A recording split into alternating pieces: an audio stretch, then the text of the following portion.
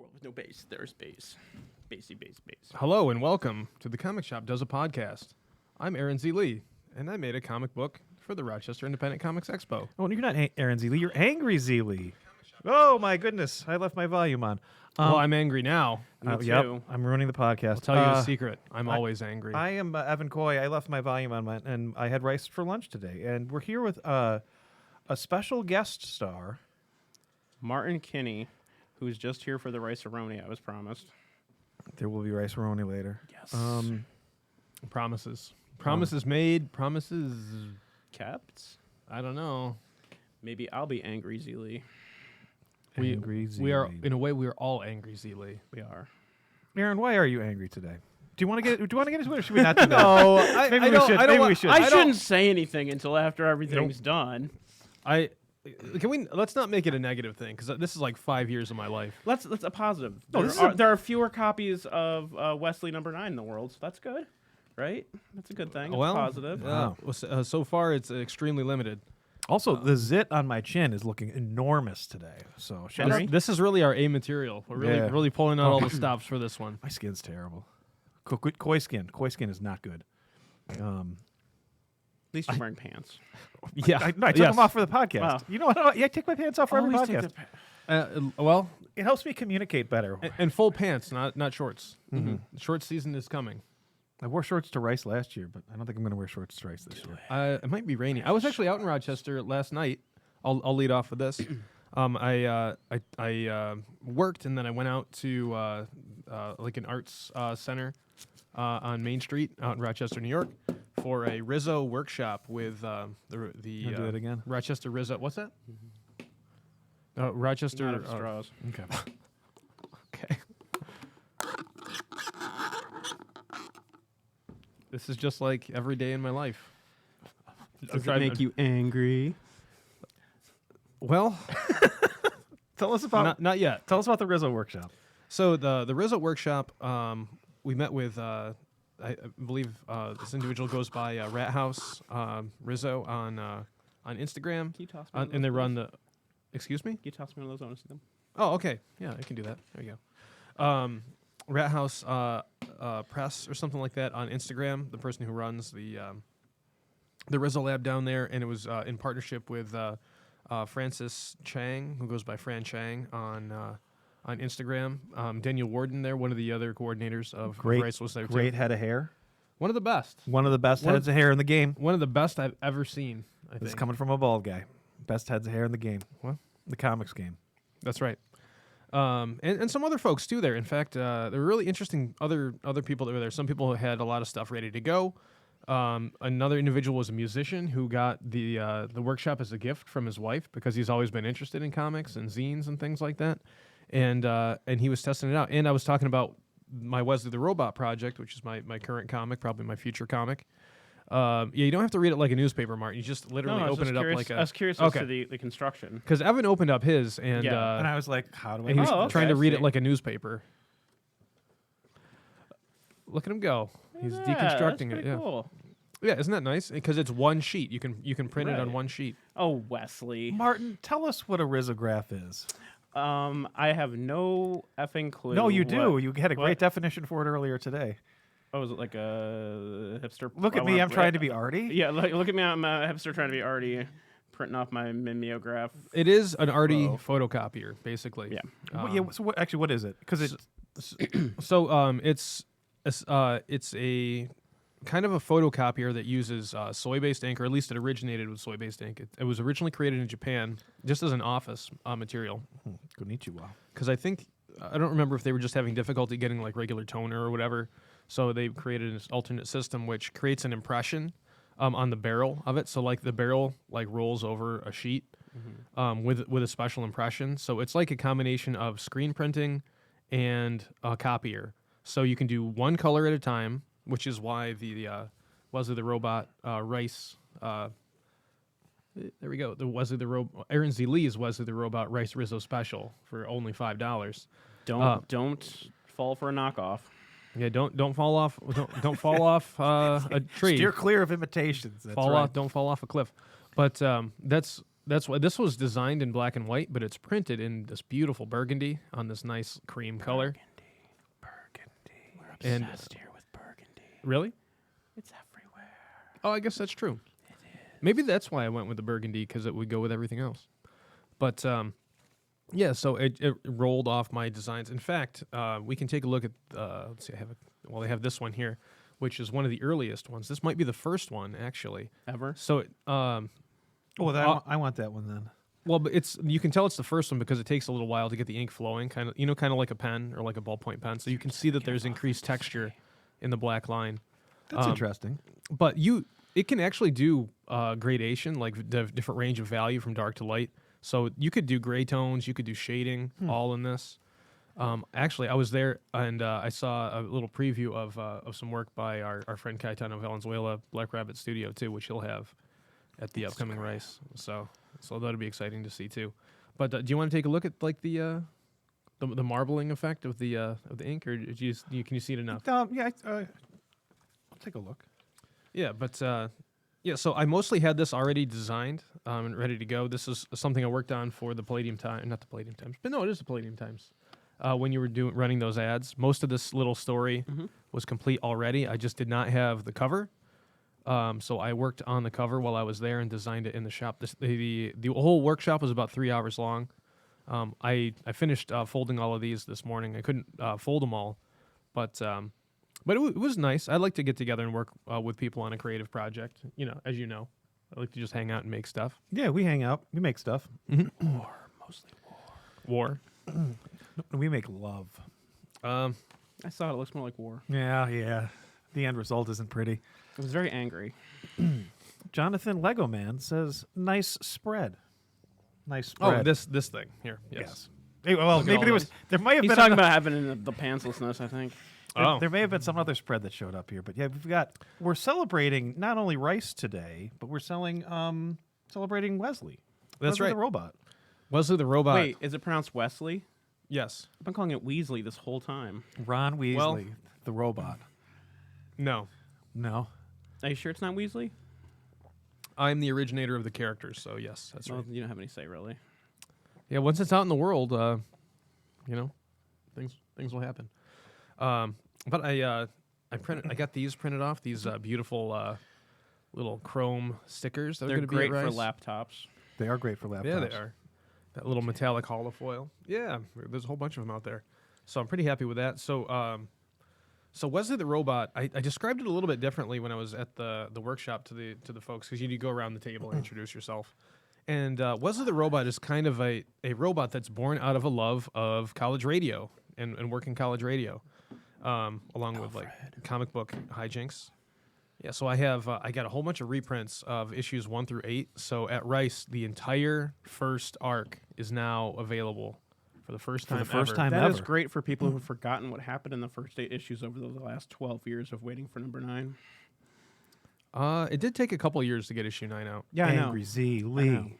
Angry Z Lee. But it is a 64-page book, and it's some of the best work I've ever done. it's not some of the best work you've done. It's the best work you've done. It's really. Yeah.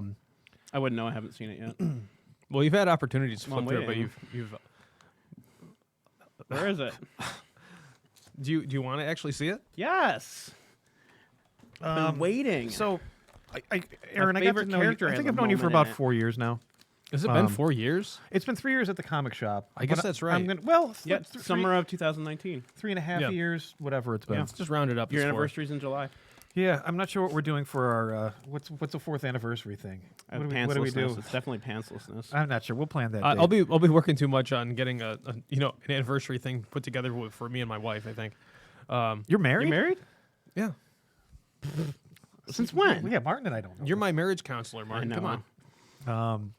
I'm responsible for that happening. I kept You're- that together. You're So I slacking. think the first time I was introduced to Wesley was Wesley number 2. Was I it? think Wesley number 3 was potentially spring of 2020. Wesley number 3 is July. Okay, if this character right here survives, Yeah. can you get a different shirt next for Wesley XXX? You don't like that shirt? Well, it'd just be nice to have a costume change. I can do that for you. Excellent. So wait, when was Wesley number 3?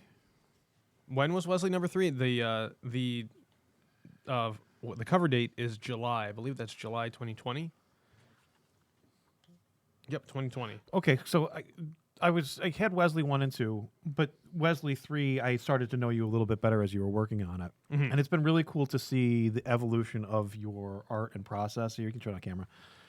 Over the past 3 years, that like you've really stepped your game up, and I feel like every time you put out an issue, you kind of level up a little bit. You know, there's like, oh, it's 3% better than his previous book, and it's 3% better. But now it's like it's really starting to add up where it's like, oh man, like Wesley 9 looks really good. And I think some of the things that we've talked about over the years in terms of like lettering and design and page layouts and stuff, it's like you show that you have a much developed understanding of how all of that works, and you're figuring out the little technical things that just take your artwork to that next level. Yeah, and it's been really cool to see this evolution of you. In your comic making over these few years. That I've never had the experience of like watching somebody intimately make a comic, Martin. Intimately. So, were there any changes made to the first? Was it 9 or 10 pages that you previewed before? Yes, there are a couple. Okay. One of the most major ones being the redoing all the lettering. Okay, that's what I was wondering about. Nate Picos and Blambot, I bought some typefaces from him to use in this, and they have made a world of difference. I was talking to Dan Warden about this, who's a librarian at RIT. Greatest hair in the game. And I told him that it is remarkable how much better the writing reads, or like how much better the writing seems when the lettering is strong. Like you could have an incredibly weak script, but awesome lettering, and it feels better. I mean, maybe I was saying that all those years ago, but we got there. We got there. Well, like I was saying, I don't know if I got to this point, but I was meaning to say probably the biggest thing that I've developed over working on Wesley is like the patience muscle, you know, like the endurance to be like, this isn't right yet. I'm going to take a break. I'm going to come back. I'm going to keep working on this. This doesn't need to be done right now. I can pause and come back to it and make sure that it's right before I move on. I find that so contradictory, though. Like not even joking, because you know that comics is like, you know, keep the train on time, get it done.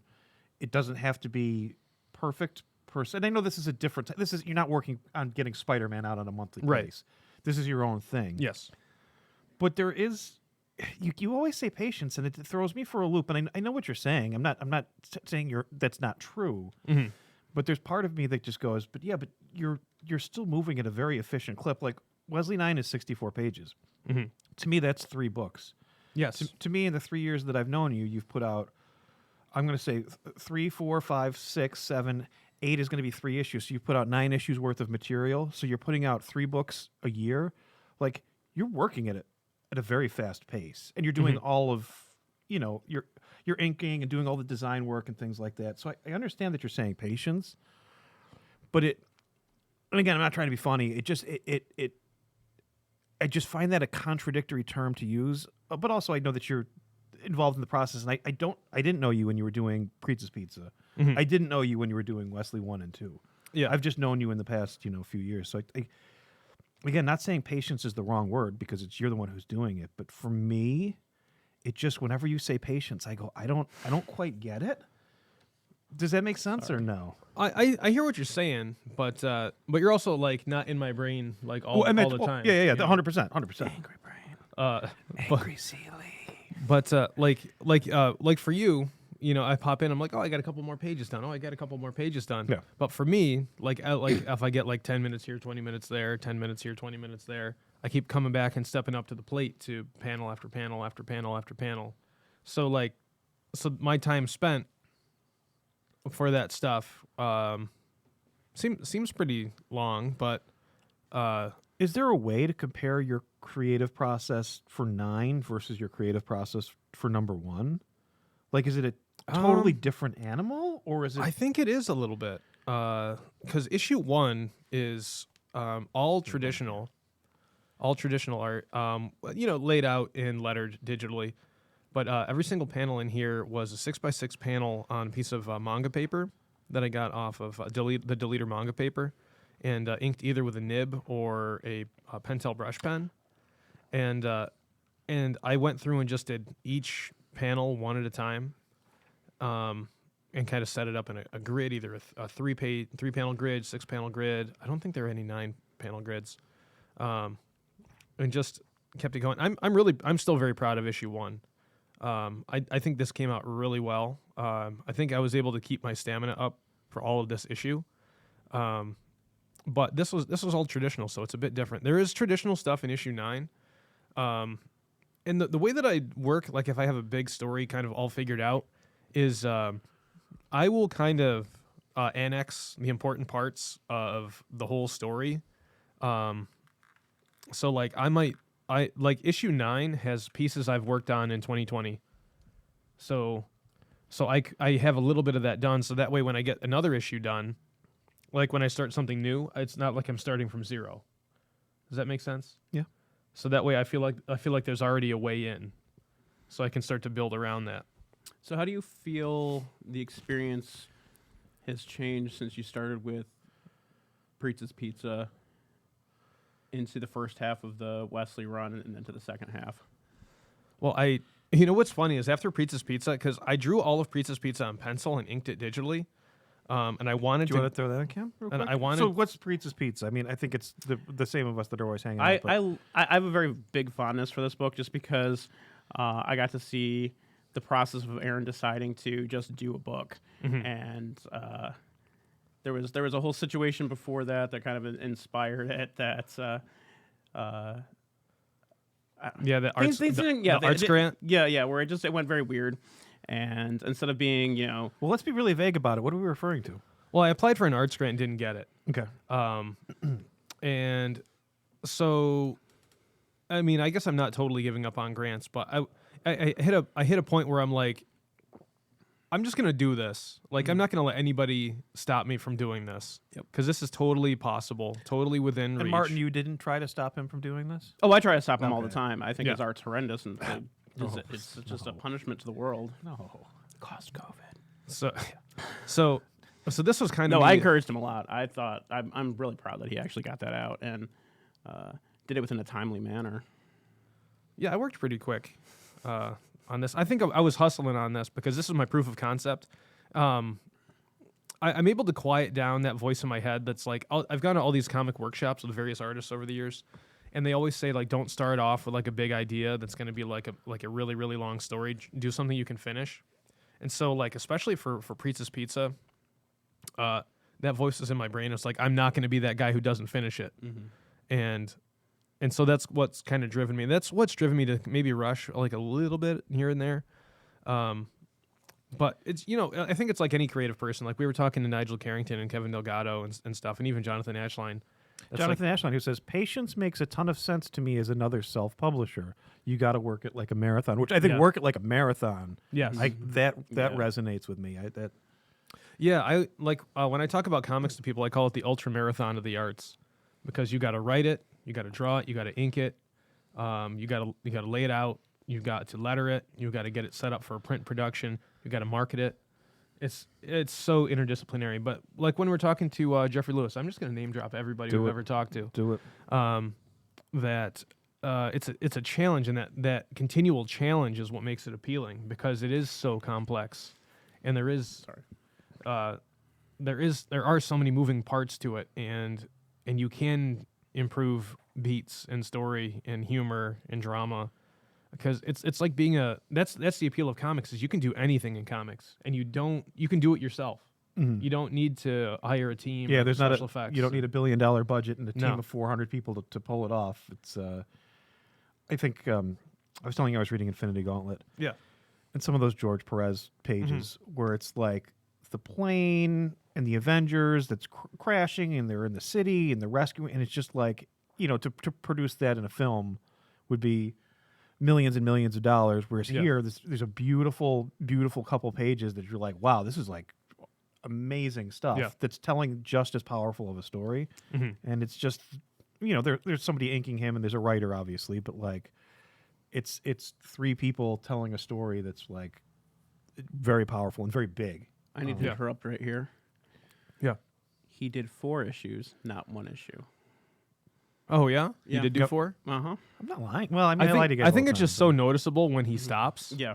No. Oh, Dude, actually, no, because Or do they keep the I, same w- anchor? I was reading Ron Perez wanted Ron Lim the whole time. He thought the whole book should have been his to begin with, and they worked. I guess they worked together to make it a seamless transition. Like just give the rest of the book to him. It was just supposed to be a because fill-in. when you got to Oh. issue 5, when the sidebar gets to issue 5, I'm several pages in, and I go, wait a second. This looks Perez-y, but it, and then you go back and you're like, oh, it's Ron Lim. And I just think Ron Lim was the one who they originally wanted to give that book to, but I think Marvel thought wanted a big Perez was name. coming out of DC and he was the bigger name. Yeah. And then I guess Perez maybe had issues with editorial or how the story was going. Yeah, but the story, and timing issues too. They were Or was saying. Jim Starlin was the writer on that too, wasn't Yeah. he? Did Jim Starlin leave too, or did he stay? Ooh, I don't know. for the whole 6 I think- issues. I think he was at the whole 6 issues. Yeah, I think it's Okay. the same writer the whole 6 issues. But Well, that's good. the handoff to Ron. A shout out to Ron Lim. I think you would be impressed. It's some really good stuff. Yeah. All right, where are we? And so we're talking about like the difference between working on Pizza's Pizza into Wesley 1 and 2, and then I think just by I think there's a lot of traditional stuff in Wesley 2 as well, but just by the ease of working with digital tools and having that around with you all the time and not having to have tons of materials and whiteout and ink and drafting table and board, started going a little bit more digital as it went along, just because I had access to that stuff and could carry it with me. I'm still working on paper and kind of going back and forth inking traditionally, or even drawing digitally and then printing it out and inking over it traditionally. So just a lot of process going back and forth. But thinking about different beats, with Wesley, I did want to take more time because like Pizza's Pizza like shoots out of a rocket ship and it doesn't slow down the whole time, which is that's part of it too. Because my philosophy with a lot of the comics is it should be like a slide because it's already so difficult to get to an independent project. So that's like climbing up the ladder on a slide that like once you have it in your hands, it should just go. There should be no impediment to just enjoying the story. Well, I don't want to say I don't need character development or anything like that, but like, let's establish what's going on in those first 3 pages or so. Yeah. And let's go. Yeah. And let's go. Yeah. And I mean, especially like in mainstream comics, there's so much. He's just so stupid. Love it. There's so much decompression in mainstream comics that I try to Hate it. I try to just, if I have a thought, complete the thought. Have another thought, complete the thought. It's the Amazing Spider-Man 22 that came out last week, where you've gone 22 issues now into a book, and you've finally explained the premise of what's going on with Peter. Like, it took 22 issues of... It's not even that bad. It's actually a favor. I don't even know what Yeah. it is, to be honest. Oh, you don't know what it is? Okay. Whatever. But, like, I'll tell you later. why you have to tease something for 22 issues is ridiculous. Like I can understand teasing something for an issue. You want to build some suspense, some drama, and you can still tell a story without maybe revealing that big plot point. But to drag it out for that long, And to have no like supporting stuff going into it to build it. It's just Spider-Man did this thing. Spider-Man did this thing. oh, we're all upset at you, Spider-Man. You for did doing this that thing, thing. but we're not going to Yep. talk about what the thing was. We're just upset with you. Yeah. It'd be one thing if it was a mystery you were building out for a reason, not. But Yeah. again, let's establish what's going on and let's get going. I like that, especially Yeah. with a smaller book. Where it's the one man show. Like, Yeah, I mean, I even liked another thing I did with Wesley is I leaned into the Klausiness a little bit, like as much as I can. I think about Dan Klaus and Bill Sinkovich and Mark Silvestri and stuff like that all the time. But like this panel here with this guy with a long beard just sitting on the step eating Cheetos out of a bag, I wanted to be able to take the time to do stuff like that. That like I don't know that necessarily enhances the story, but I just wanted moments like that. And you do, and it's a reoccurring Aaron Lee thing. I think that like what's the bubble wand and the soda. Oh yeah, Which yes, I understand that that's a story element, but it's kind of like a whimsical like break in the story for a moment where it's just this or the bees and the bees and the coffee. in issue 3. Yeah, like same thing. I feel like that's just a storytelling element that you use. That like we're gonna not take a break from the story because Because it's a conversation. yeah, but it's just an interesting thing that I've noticed that you do a lot. That just like here's just this little piece that takes you out of it for a moment, and then you bring it back. Yeah, I wanted to be able to kind of take more time to explore the story, and do different things. Jonathan Legoman says to me, it's for pacing. Yeah, Yeah, it is. It's a pacing thing. and I wanted to play with the form of comics a little bit and do some changes of scene. And then I think the more what this one? Yeah, I'm really proud of that one too because that's the issue that Wolverine Wesley actually because he's a DJ robot, so and he actually DJs in that issue, which is pretty important. That's why it makes one of the it closes that loop of getting him behind the DJ table and DJing with some records. And this is a reworking of like an iconic image, like what I've got on here. I don't know if you can see. Yeah, take your shirt off. But the Wesley the Robot T-shirt design, which actually did you get that in Europe? No, but He's big in Japan. I had it up on. I think there's a version of it still up on Zazzle, but that sold pretty well. Like I made like $80, I think, over the course of a couple of years. What are you doing? It's being weird. $80 over the course of a couple of years in Europe. Like this shirt sold very well in Europe, but I think electronic music is much more popular overall in like Europe and France. In fact, there was I think it's still online. There was an individual who in France who did a fan art drawing of my original version of that design. How strange. I really like the fight sequence on pages 31 and 33. Oh, with Like how you laid that out, yeah. with Fedora Boy. Yes. Yeah. With the excellent use of panels and the classic Batman sound effects. Oh yeah, yeah. Cool. That I worked on that quite a bit. I came back to that and added more to it in a second pass. But yeah, some of that is inspired by the Wolverine Sabretooth fight in Wolverine number 90. Okay. There's some pieces in It there. just seems super specific, but I love that. Oh yeah, definitely. Jonathan Lego Man, I really enjoy number 5's cover. What specifically inspired it? Well, that's an easy question to answer because sometimes you're working on the book, and sometimes particular panels come out really good, and then you're like, "What do I do for a cover?" And then I'm like, "You know what? This panel came out really good. I'm going to promote it to the cover." There it is. So it was a part of the story, and it was well rendered enough, and I brought it back, and I created some of that 1980s fog lighting on the cover. So that was fun to do, and there's some little halftones in there too, and some other stuff like that little halftone on Wesley's shoulder. Yeah, so this came out pretty good, and the thing about Wesley too is Wesley's a more personal story. Like Pizza's Pizza is totally made up. With just some, I thought that was true. No, not true at all. So there's not a son of a living pizza man? Not in the real world. There is in the book. This is bullshit. But like this fight between like this large man and this little man, like I actually witnessed that outside of a bar, and like this big guy like throwing himself on the hood of a police car, shouting to the police to arrest him. That really did happen too. I don't know the rest of the story. I kind of filled in the blanks around that, but I tried to put in some more like absurdist things that I'd actually witnessed in throughout the whole Wesley saga here. And then we've got you mentioned the Yes. bubble and the and Again, the soda. these six panel where it's just little character, whatever. I don't even know what you call it. What do you call it? Like Jonathan said, it's like a pacing thing, but moment to moment kind of transitions, or aspect to aspect transitions that Scott McCloud would talk about. did we see Scott McCloud? We did. Yeah, it was we good. saw him about a month ago now. I think was it that long ago? It was good. And this is actually my mom in here with the bubble wand because I got pictures of her like playing with my niece with a Big bubble fan wand. of your work.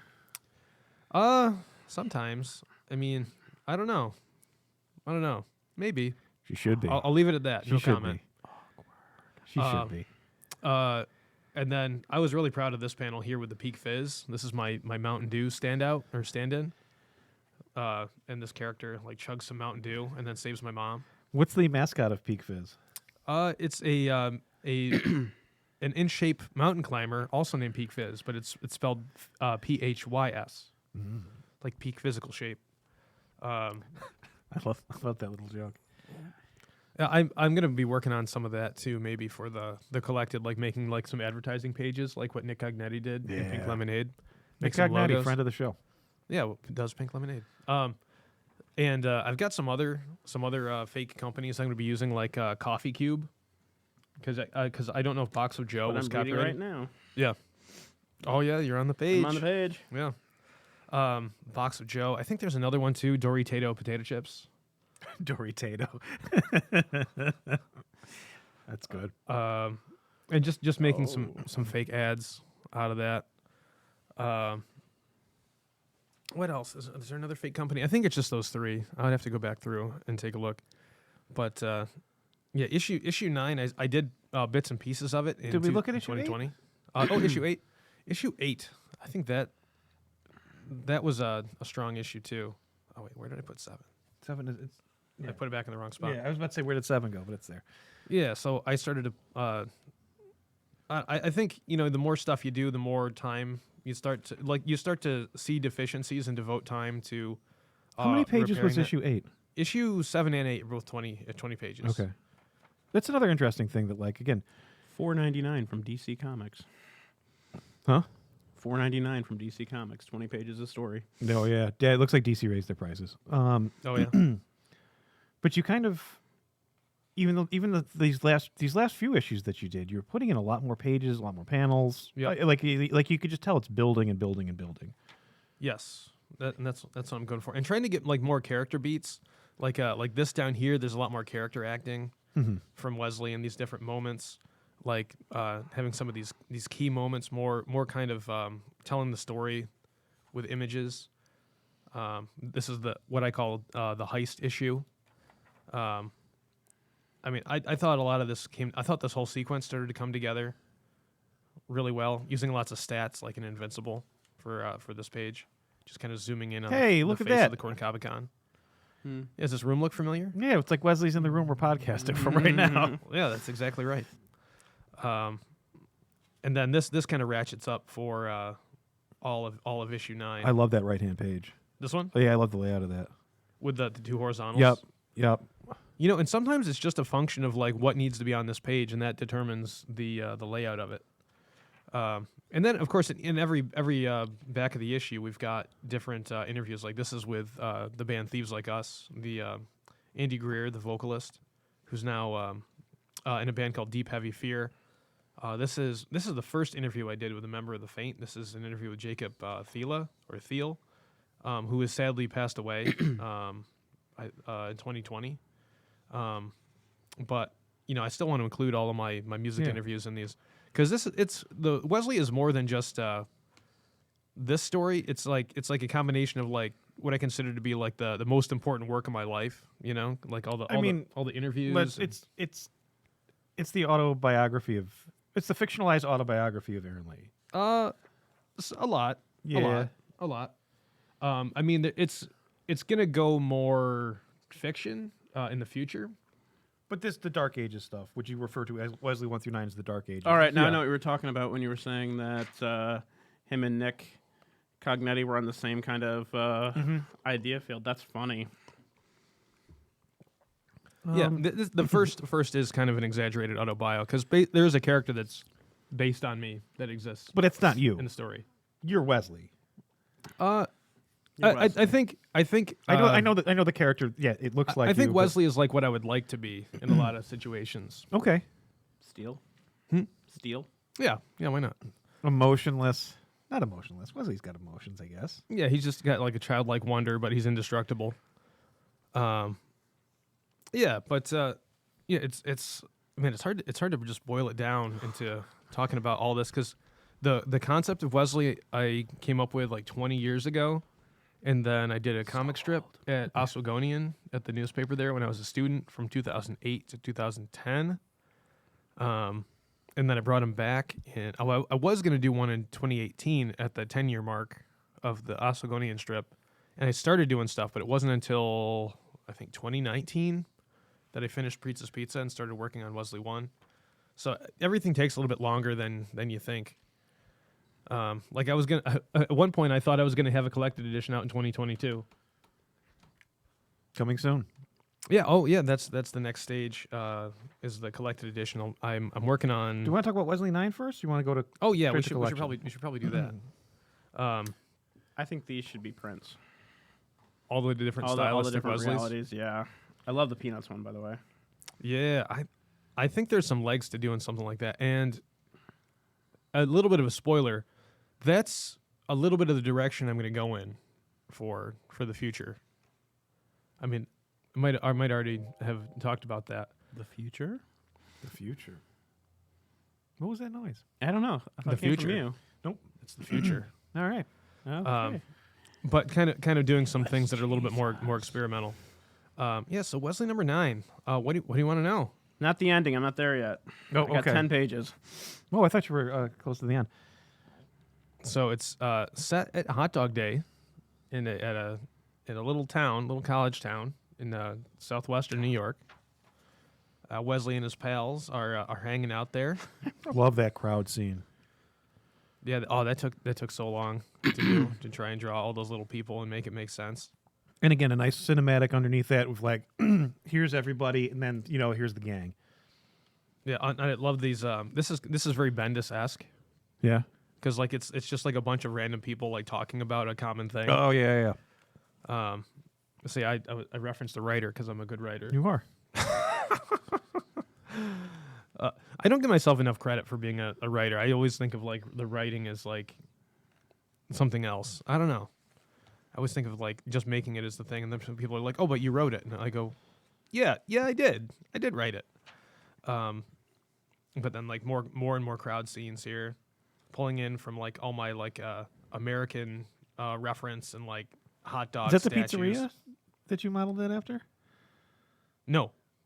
Just kidding. This is actually it's the concept of this is loosely modeled after a Chris Pachalo Generation X page when they're at a circus or some kind of festival. Oh, okay. I mean, it's totally different than what he did, but it was the start of it. Like I looked at his to kind of figure out how to even do a scene that looks like that.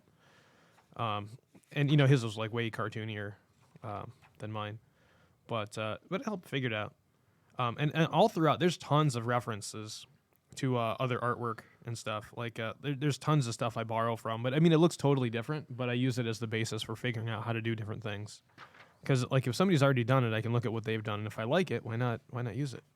And I change it enough that, man, people are going to look through these. People aren't going to know the references. Again, doing the robot, just like although this is a 9-panel, it reminds me of the bees. It reminds me of the horse. Like, it's part of the story where he's dancing, but it's almost just this little moment. Yeah, where the man in the hot dog costume asks him if he can do the robot, and Wesley says, technically, any movements I make would be the robot. But again, just that page, like that's just that stylistic Aaron Lee choice that you make every other issue or so, where there's just this page of like, I don't know, just a different beat. Again, that pacing maybe that Jonathan mentioned. Yeah, I think there's a certain power and efficiency to like a silent page or silent I liked sequence. Excellent. It wasn't garbage. Yay! Good. It only took me 8 issues, and I made one that wasn't garbage. No, I think I think a lot. All right, of now this show is him the good. real Wesley 9. Oh, The real Wesley 9. This has all been a ruse. damn it. Yeah, I had enough time to do 2 different versions. That's what it was. Yeah, I love doing like some of these facial expressions in this. Like these 2 panels here, the facial expressions. Nick Cognetti actually, I sent him a PDF of this, and Friend of the show. yeah, and he liked the expressiveness of the nerd rage going on here with DJ Country, and then the Feldgeister 4. These are the guys who are on the Kevin Delgado variant cover. Friend of the show. Yeah, doing tough stuff. He'll be at Rice on Saturday as well. Good substantial paper. This is a chunky book. It has a nice feel It to is, it. yeah. It really does. Like if you pick this up and look at it at Rice, it is substantial. There is a big story here, and you don't need to have read issue 1 through 8 to enjoy 9. You could pick up. No, 9, I don't think. 9 I don't think you do. I think no, you it sets up very nicely. you read the one paragraph on the inside cover, and I think that gets you going. Yeah. plus inside story context. We took your snacks, Martin. Yeah. The visual element that I love in this book is Aaron refers to this as the Dark Ages. Mm. How do you know in the book when the Dark Ages end? When the light shows up. When the borders turn from black to white. Oh, I didn't even notice that. Good Which I didn't notice job. this on the PDF computer version, but then when it prints, I go, oh wow, that's a really clever, Very Superman 75. a very clever visual element Yeah. to do. Where all of a sudden it's like, like it's the end of the Wesley Dark Ages, and I didn't pick that up on the computer, but then seeing it in person, I'm like, oh wow, that works really well. Yeah, I mean, so I'm looking at it. and that's what I'm talking about with the patience stuff too, because like the more time you spend with the story Can you show that on? Yeah. I and setting up those beats. Careful, it's the finale. Yeah, it is the finale. Well, nobody watches this anyway, right? but even just look at like the pages on the. Well, it'll be playing on a loop at my house on YouTube when it comes up there. Excellent. So I do with all of these. Yeah. So, spoiler alert.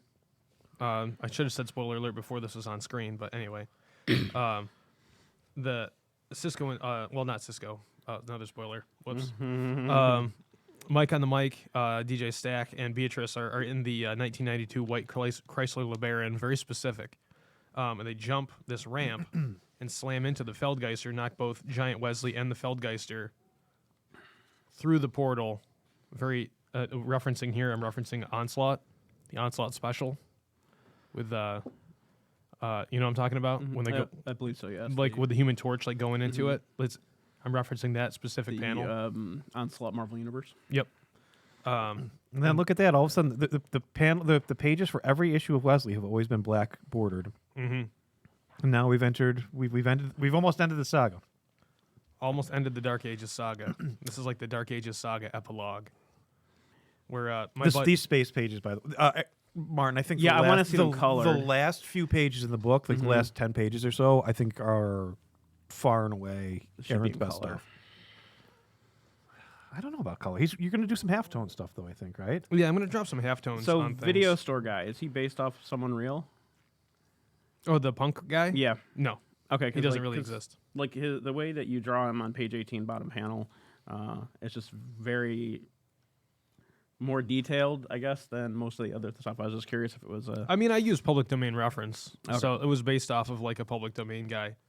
But I really liked. Well, I'm getting ahead of myself. Let me complete the thought on this. Sorry, right. sorry. So so what were we talking about? This the space. Yeah. Well, this is a product of reading those early Doctor Stranges and the Steve Ditko and the like the Bill Everett and Marie Severin, like whenever they go into a different dimension, like looking at all that stuff. I'm glad you didn't make it too Kirby-esque. Well, do you think it's Kirby-esque? No. I don't think it's no. I don't think it's Kirby-esque. I mean, there's a little, but it's not. But, I That's mean, not a that's Kirby just space no. me. yeah, it's very Ditko. Yep. Yeah. Very Ditko. Because I mean, you mentioned like a while ago that you thought that my stuff kind of resembled some of that Ditko stuff, and at first I was like, huh, but then I kind of looked back through and I was like, yeah, you know what? Yeah, it is More than a Kirby. yeah, I would more say. than a Kirby. And then I thought about how Dan Klaus is a huge Steve Ditko fan, and I was like, you know what? Yeah, there's some of that DNA in what I try to do for sure. And then the multi-dimensional, the multiverse is very hot right now. So you got this multi-dimensional. Very good things. use on a lot of emotive faces. Oh, in Here, yeah. Oh, throughout, you mean? Yeah. Like in Beatrice, especially. Oh yeah. Well, 'cause Yeah, and there's a spoiler alert. lot of Spoiler alert! It's based on my wife, who's very expressive. But anyway, Didn't realize you were married. coming to the podcast soon. no, she's not. By 2025, it's happening. She won't do. I have goals and But, rope and Pop-Tarts. And there's even some bonus stuff at the end here of. I like how you included the black and white Kevin Delgado in there. Yeah, it was so good. Yeah, I had to have the original art of that. That's like my latest vice is I need to get. The originals from the Things People Do. Well, yeah, but also, I mean, if I had way more money, I would do that. But getting original art from people that I respect contribute and and stuff, the yeah. artwork. and getting the original artwork from them too. So I have like a collection of like the Wesley verse characters. And I know I've got some other ones. I've shared a couple new things that I have that are artwork by some other people I respect of Wesley and others. But I'm kind of holding on to those for doing Kickstarter next spring. Do you have the square bound one? What do you mean?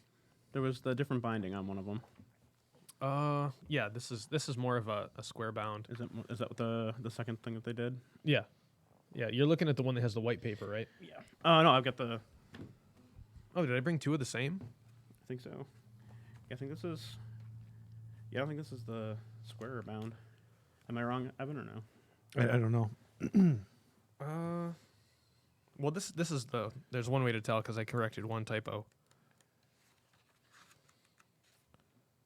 Yeah, this is the most updated one. Okay. This is one that's ready to go. Maybe I didn't bring the proof of the. Look, show me the cover of that one. Oh, yeah, that is a proof. Okay. Oh yeah, it's got. Yeah, it's on the back. Okay, yeah, you're just testing me, huh? So you said these will be on sale Saturday at Rice. Yep. What is Rice? Rice is the Rochester Independent Comics Expo. Tell the people at home what Rice is. It's 40 plus vendors, original creators of comics from Western New York, Central New York, and beyond.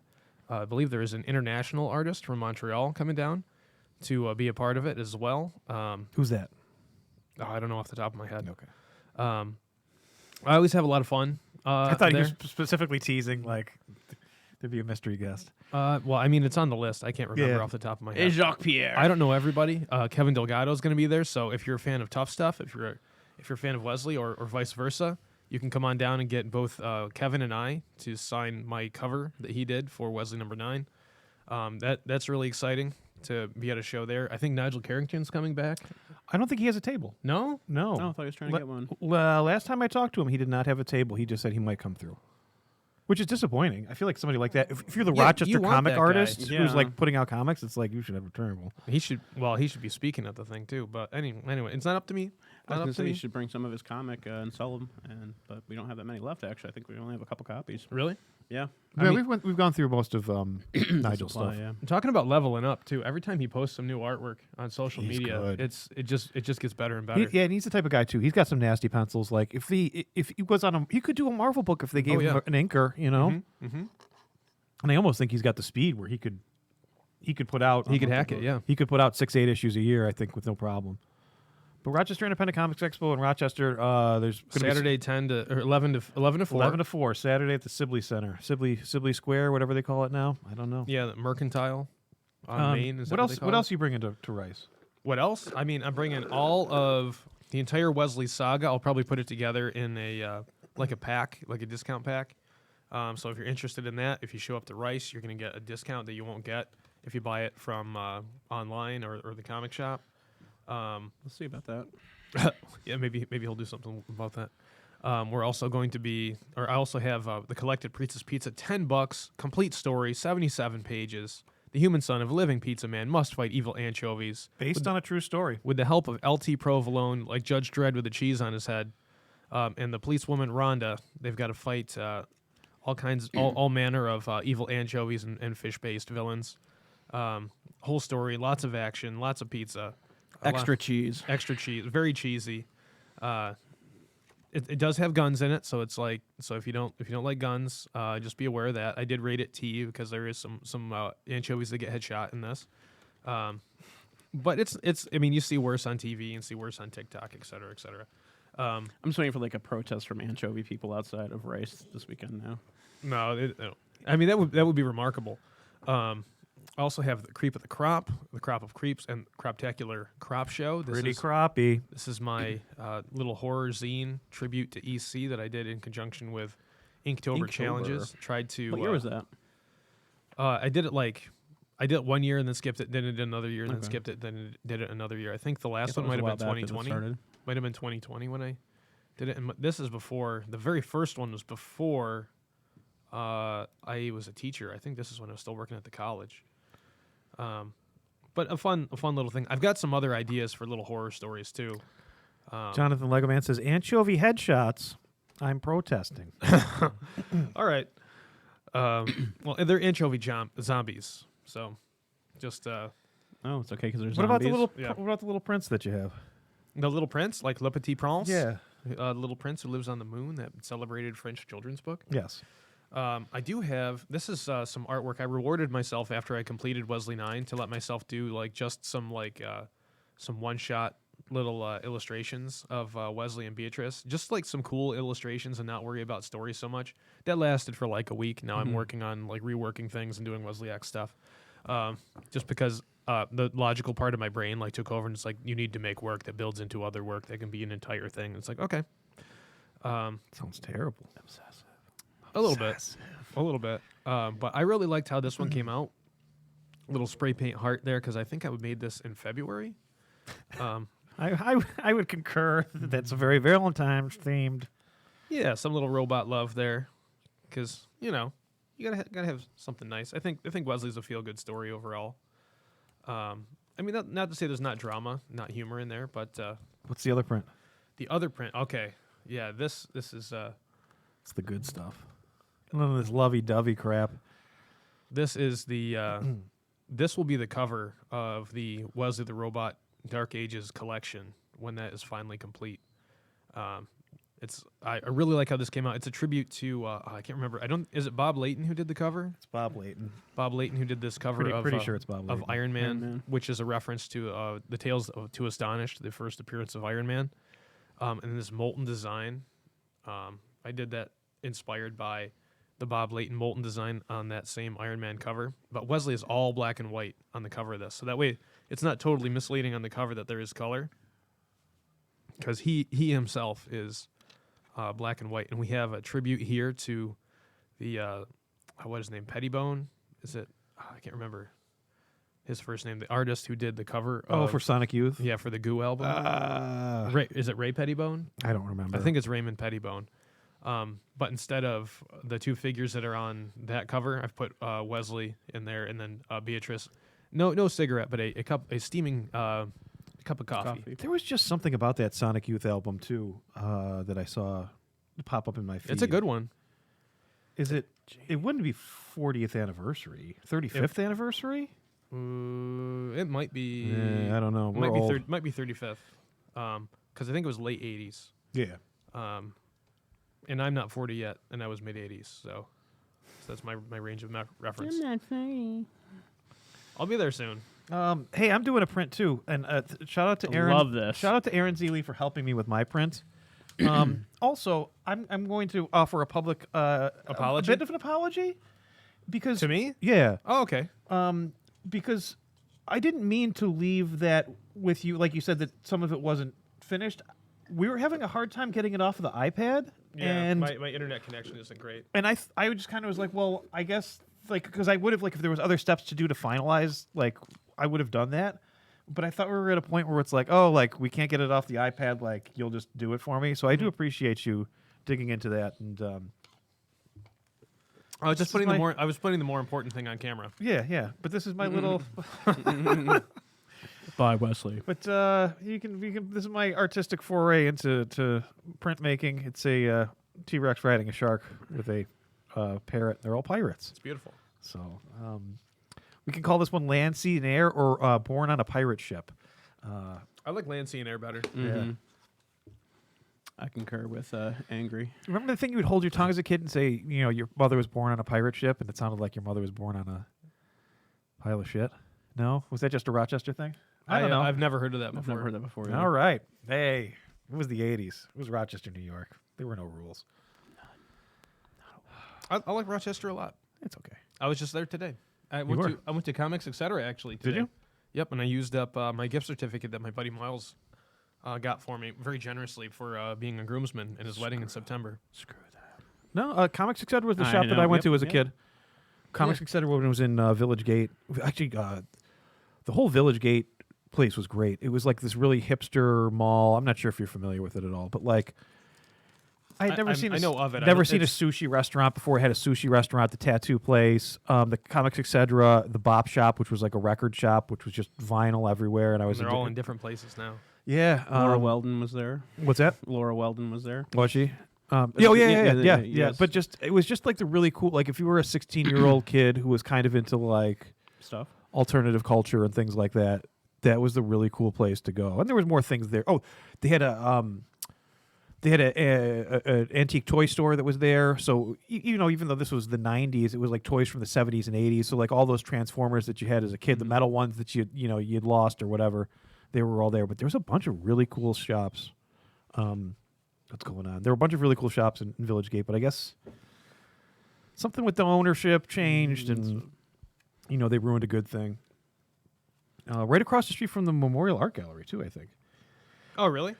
Yeah, that's 'Cause so you it's right down on Main Street then. Because you could go there, and then sometimes I'd walk across the street to the art gallery and just like walk through the art gallery. Another thing that I wanted to bring up here too is some of these homage covers that I did throughout here.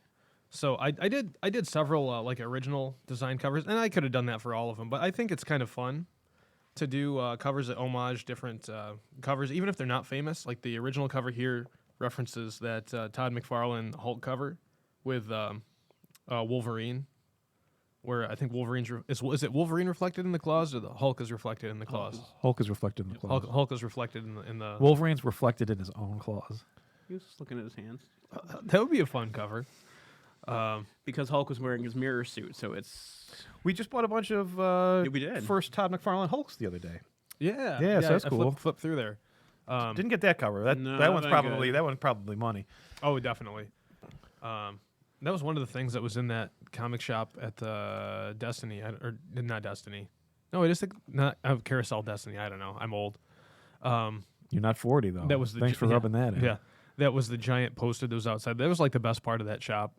Is that giant Hulk poster? I wonder if Arlene and Larry had that for the first collection that started the store. Maybe. Yeah. But some of the other homages that I hit here. Comics? This next one, Action. Is it Action Comics #1? Yeah. Where Superman is throwing a car. Car. It's Yeah. Wesley. It's been done a million times. Yeah. Wesley Billion throwing times. the trash can. This is the sequence I'm currently reworking for the collected. Very excited about how that's looking. Is that the one with Jar Jar in the shot? No Jar Jar in this, Oh, but this okay. is after Joe Schuster. I try to put little things down at the bottom that reference, and I think I went a good long You're time. not a jerk. I reference George Tuska because this is the first appearance of like the modern Black Knight Oh yeah. cover. So I George Tuska. I wouldn't get that right. yeah, I wrote after George Tuska on there. I'd like to do these deep dives too. I know the Black Knight cover, but like that's just a name that doesn't. And then I've got I couldn't tell you what else he did. the pour over coffee and like two different coffee cups, a to-go cup and a staying-in cup of coffee in the background. I like that juxtaposition there. And then these are original. I really like how this cover came out. This is probably one of my favorites too. Just like that fisheye lens type look with the Wesley shadow. It continues the story, but it's still very strong. And this is my cover. This is not the final one. There's still one that I'm waiting on. I'm hoping that it will be at my house in time to Angry Sealy. to sell at the Rice because I did order. I did order 75 copies of it. So if I were to have that for the biggest event of the year, that would be wonderful. Overnight doesn't mean overnight. Yes. Yeah. But anyway, I don't want to get into that too much. Because I don't want that to overshadow all the hard work I've done on all of this for 5 Overshadow. years. Like it's too dark. Yeah. Yeah. Yeah. Oof. I mean, you will notice that this compared to the other covers is pretty dark. But this is Good joke, Martin. this is a reference to Frank Miller did the cover to the final issue of Machine Man, who is one of my favorite Marvel characters. Aaron Stack. That's right. That's why that's why when I was a DJ, my DJ name was DJ Stack. It's an homage Look at to Aaron Stack. Oh, That's a fun wow. fact. Nice. You didn't know that? No, I No. feel like once every 6 months you drop one of these things where it's like, why don't you explain this to me? That's such a good joke or a good whatever. Well, now you know. Knowing's half the battle. Yeah, and it was at a convention actually. Machine Man was fighting like Jack-o'-lantern at a comics convention, so all the people down here were in costume. And so I took that same composition. I made Wesley, the Machine Man part. I made DJ Country, the Jack-o'-lantern person, and populated it with the cast down here. Here's the hot dog man that we saw earlier, asking Wesley if he could do the robot, with some familiar characters and even somebody who you might recognize from the podcast. Right here, we're in the That's me with Fantastic hair. Four shirt. It's me with hair. Yeah, if you're good, Evan, you might show up in a future issue. If you're bad, you really will. Yeah. But Let's talk about the most important credit in this book. why is that? Who's that? Thank you for shouting me out in this book. That we sat down and kind of talked about things, and you're like, "Do you want me to give you an edited by credit?" To which I said, "No, you didn't have to do that." But it's the first time my name has appeared in a comic book in any way, shape, or form. Well, you did Comic Shop Does a Comic. That wasn't real, though. This is real. Okay. Fair enough. I thought you had noticed something that was very, very subtle when you said the most important credit. What's that? I don't know if you can read it. Is it going to show up Oh, on? there's something out there, but I can't read it. Oh, What? Can you on read the it? on the tape, yes. that? On the mixtape there, it says "For Lucy." Who's Lucy? Oh, nobody knows. Oh, okay. Okay. Next thing you know, he's gonna have a daughter too. That is my daughter. Oh my gosh! And But we found out today you're married and Married you and daughter. have a kid. Wow. Oh, and one other thing here. There's another very special guest here that is in a very small panel. Oh, the tutor. I recognize the tutor. Tootsie's in a little hot dog costume on page 1 because it's Hot Dog Day. Look at all this bonus content you get down here. Mm-hmm. 4 dogs. 4 wieners. 4 dogs wearing hot dog costumes. Come on. 4 dog wieners. Come on. 4 wieners. All right. Partridge in a pear tree. Yeah, that's how we want to end the show. Dog wieners Oh, everywhere. What? Yeah. Why'd you say, oh, geez? Because it was really loud. Oh, because I yelled It into was the pretty loud, microphone. She's never Yeah. So happy. I don't know. Rice this weekend. Yep, there's going to be a roundtable of people speaking tomorrow, including good friend Sally Peck. Her book Witchaboos is going to be debuting at Rice. Nice. Dave Chisholm is going to be speaking. And if you can't make it to Rice, come to the comic shop where Michael Callie will be, I believe, providing rice for people. That's what I heard. Yes. I heard a rumor you get free rice with every purchase. Is he just going to have like little takeout containers full of rice? Yep. Everybody gets a grain. one grain of rice. Yeah, but I think it'll be a lot of fun. I'm hoping to get a chance to hang out with some other creative folks either before or after the show. Do some hangouts. Maybe even during the show, get a chance to kind of wander around and Make some new friends. yeah, Yeah. I hope so. We're gonna. Who am I gonna go after? Matt Wynn? You start. I'm going after them all. No, he's the guy who walked in here a few weeks ago. He moved into town. Oh, okay. And he has a very cartoony, almost like a Richard Scarry's Friends, but like a more adult version of that, where it's just a lot of little, Adult? not adult, but like More mature. Keep more your pants mature, on. yeah. But just fun little animal characters that are like very complicated scenes where there's just a million of them walking around doing things, and but I don't know if there's I think he has a book. But yeah, we got to befriend him because he's got a different style, and if he's in town, we should know the guys who are making comics, Yep. guys and gals who are making comics. Absolutely. And I always love to collaborate with people, even if it's me getting them to do like a pinup of Wesley. The collection in the back of the collected edition when that finally comes out, it's gonna be cool. But I mean, there's quite a nice selection of pinups and bonus art in the back of issue 9. I don't want to undersell that because it's my current thing. I think your wife wants a milkshake too. How do you know? Should have that? come to the podcast. Everyone had milkshakes here. I didn't have a milkshake. This is a root beer float. Well, anyway, Got to pop open the top Thanks. on this baby. pop the hood, I earned this. pop the hood. All right, I think I'm good. You good? Yeah, we're right on time. I'm good. All right, okay. Bring on the Restaronis. Would you like to take us home? What's home? Anywhere but here. What is home? It's where your heart is. I'm on baby doggy duty. Wait, what you drinking? Bring me 1 pork fried rice. You want pork fried rice? I did not earn that. Well, you let me know what you want in the comments, and Now- we'll see if we can come to an arrangement. Now, or you Terry, you didn't mean that. or we could do a more direct communication that's not in public on the podcast. but You've this is been more- listening to the Comic Shop Does a Podcast with me, Angry Z Lee. And I'm Aaron Z. Lee. I made a comic book for rice. Well, I made. There's a whole bunch that I have ready. So come on out and buy some stuff. justify my hobby. And we're here with a very special guest star. Martin A. Kinney, worried about someone's marriage right now. Oh, It's the Lees. Well, I think we'll survive. But I'm super excited because Good run. this is the first time she has gotten to come out to a comics show with Yeah. me since 2019. yeah. So it's going to be fun. For the whole family. We'll see you in the Well, funny books. Well, you're abandoning 2 members of the family, but yeah. Yeah. It'll be fun for half the family. Yeah, the important part. All right, I'm in. I agree. Goodbye.